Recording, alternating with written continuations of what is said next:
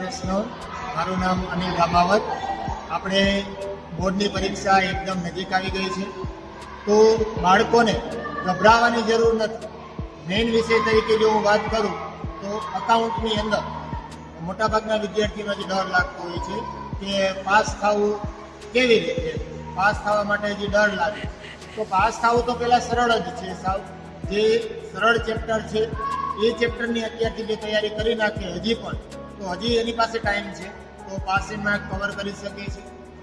વાત રહી હવે 100માંથી 100 લેવા માટે, તો 100માંથી 100 લેવા માટે મોટાભાગના વિદ્યાર્થીઓને MCQ અને VSQ આમાં કપાતા હોય છે માર્ક્સ.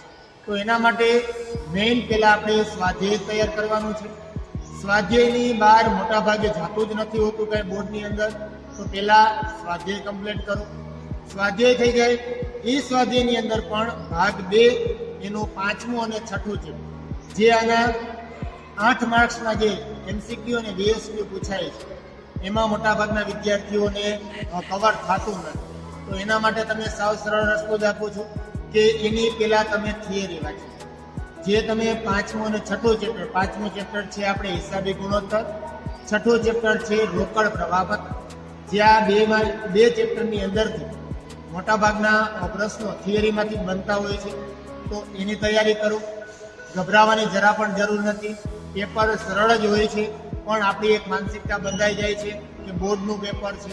બોર્ડનું પેપર આપણે અહીંયા જે પેપર લીધા છે એના જેવું જ પેપર હોય છે, એટલે ગભરાવાની બિલકુલ જરૂર નથી. એટલે દરેક વિદ્યાર્થી આ બાબત માટે નિશ્ચિંત રહેવું. તમે મહેનત કરેલી જ છે અને એ મહેનતનું તમને પરિણામ મળશે. પછી વિષય રહ્યો આપણો SP.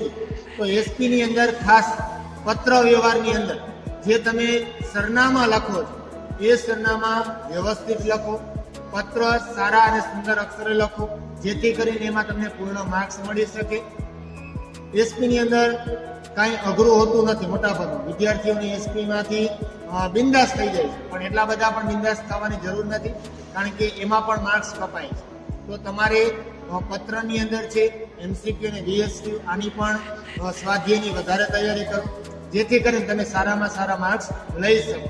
બાકી બધા જ વિદ્યાર્થીઓની મહેનત પ્રમાણે એમનું પરિણામ આવવાનું જ છે. તમે જેટલી સારી મહેનત કરી હશે એટલું સારું રિઝલ્ટ તમને મળશે. એટલે કોસ્મિક પરિવાર તરફથી અમારા આશીર્વાદ તો છે જ, સાથે સાથે બધાને બેસ્ટ ઓફ લક પણ. Thank you.